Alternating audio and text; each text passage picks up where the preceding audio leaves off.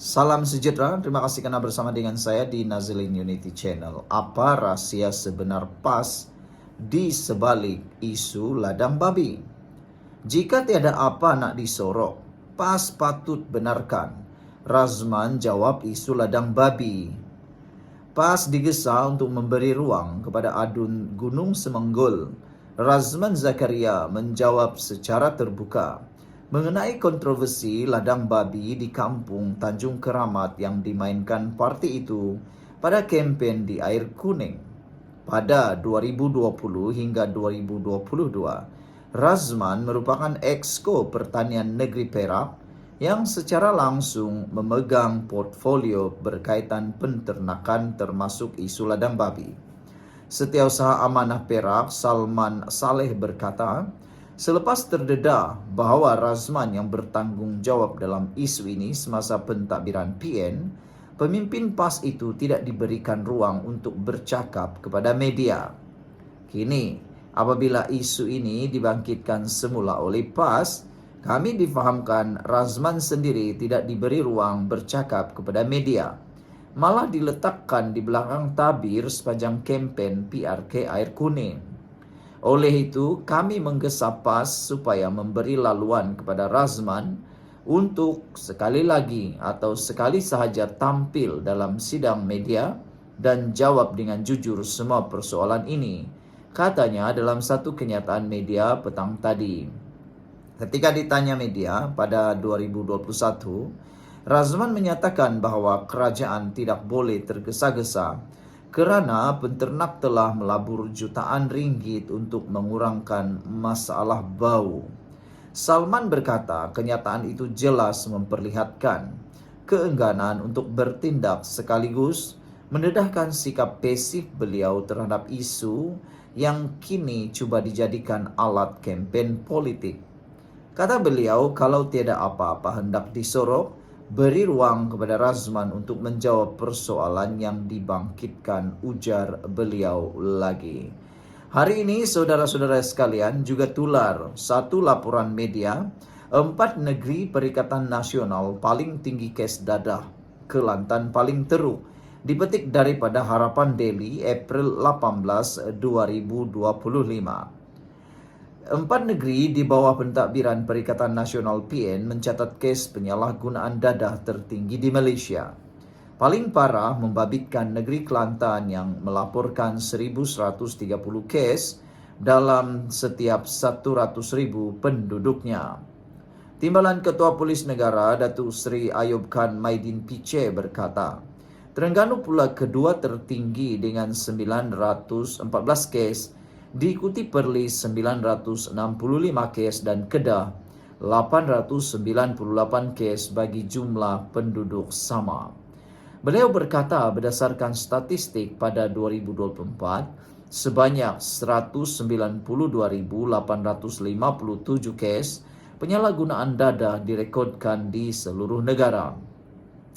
Daripada jumlah itu, sebanyak 61% daripada mereka yang berusia antara 15 dan 39 tahun yang tergolong dalam kumpulan umur paling produktif.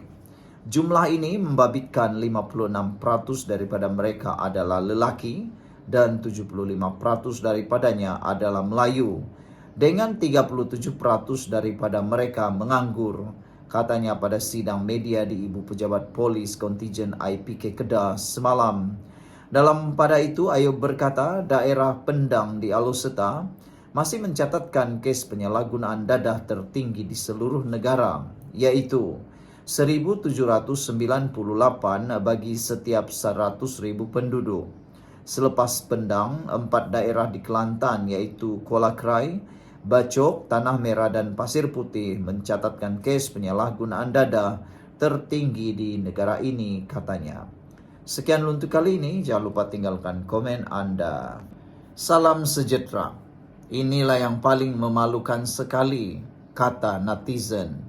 Ini apabila dilantik sebagai penasihat SG4 tetapi tiada hasil kejayaan. Itu merujuk kepada Tun Mahathir Mohamad. Meskipun beliau telah dilantik sebagai penasihat SG4, tetapi kata netizen, masih belum ada kelihatan perubahan kejayaan besar yang signifikan dalam 4 buah negeri yang dipimpin Perikatan Nasional. Tiada hasil kejayaan dicatatkan oleh syarikat yang dibentuk oleh 4 kerajaan negeri takbiran Perikatan Nasional PN. SG4 Group Sdn Bhd, meskipun mereka melantik Tun Mahathir Mohamad sebagai penasihat SG4. Menurut penganalisis politik UMCEDEL Profesor Azman Awang Pawi, setakat ini tiada arah tuju strategik yang diumumkan oleh negeri-negeri SG4. Beliau merujuk kepada negeri Kelantan, Terengganu, Kedah dan Perlis. Tiada rancangan ekonomi bersama di antara negeri, tiada reformasi sosial kolektif, dan tiada rancangan digital atau teknologi daripada SG4. Tiada satupun model ekonomi atau sosial yang diumumkan oleh SG4 yang mencerminkan arah tuju atau kesan peranan Mahathir sebagai penasihat. Kenyataan beliau selepas pelantikan lebih cenderung ke arah retorik politik bangsa Melayu lemah, bukannya strategi pembangunan yang tuntas. Setakat ini, tiada hasil konkret yang boleh dilihat sebagai kejayaan langsung hasil daripada pelantikan Mahathir Mohamad sebagai penasihat SG4, kata Awang lapor Scoop. Beliau berkata, umum memahami bahawa tujuan asal SG4 dan Mahathir adalah untuk mempercepatkan pembangunan ekonomi. Ini juga bermakna keempat-empat negeri tersebut perlu diuruskan dengan berkesan. Peranan Mahathir adalah menghubungkan negeri-negeri ini dengan pelabur seperti Jepun dan Korea Selatan, di mana beliau mempunyai hubungan rapat. Isu keuangan Terengganu bagaimanapun menunjukkan tiada mekanisme berkaitan dengan perkongsian sumber atau keutuhan fiskal dalam SG4. Jika SG4 benar-benar mahu menjadi blok kuasa alternatif, ia perlu mempunyai struktur seperti dana pembangunan serantau atau dana kecemasan antara negeri.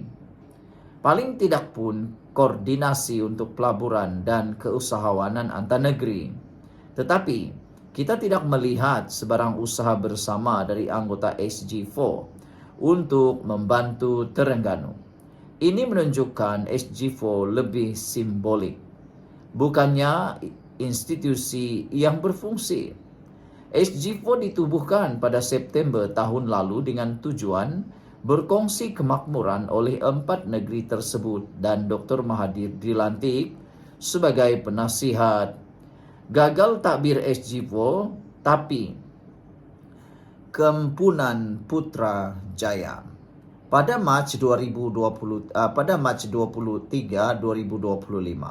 Naib Presiden PKR Nik Ahmad membidas Perikatan Nasional yang kempunan untuk menjadi kerajaan pusat meskipun Pakatan Pembangkang tersebut gagal membawa sebarang kemajuan ekonomi maupun pembangunan di 4 negeri takbiran mereka SG4. PN gagal menguruskan ekonomi negeri SG4 iaitu Kelantan, Terengganu, Kedah dan Perlis untuk dijadikan model jika sekali lagi mahu mentadbir Putrajaya. SG4 Group Sdn Bhd yang kononnya akan membawa kemajuan ekonomi kepada 4 negeri pembangkang terbukti tidak praktikal dan tidak memberi kesan signifikan kepada pembangunan negeri tersebut, katanya lapor FMT. Beliau berkata demikian ketika mengulas kenyataan pengerusi PN Tan Sri Muhyiddin Yassin yang yakin bahawa gabungan pimpinannya itu mampu menerajui negara dengan lebih baik berbanding kerajaan perpaduan PHBN. Prestasi buruk ini diteruskan oleh blok pembangkang tersebut di Parlimen, kata Nik Nazmi. Beliau menambah prestasi Muhyiddin sebagai Perdana Menteri yang ke-8 mengecewakan kerana gagal menguruskan ekonomi. Kabinet bayangan yang dibentuk PN juga tidak berfungsi sebagai semak dan imbang yang efektif, malah gagal menawarkan belanjawan alternatif sebagai blok pembangkang untuk dinilai rakyat. Jadi ada yang cadangkan SG4 bubarkan saja. Sekian dulu, kita jumpa lagi. Bye-bye.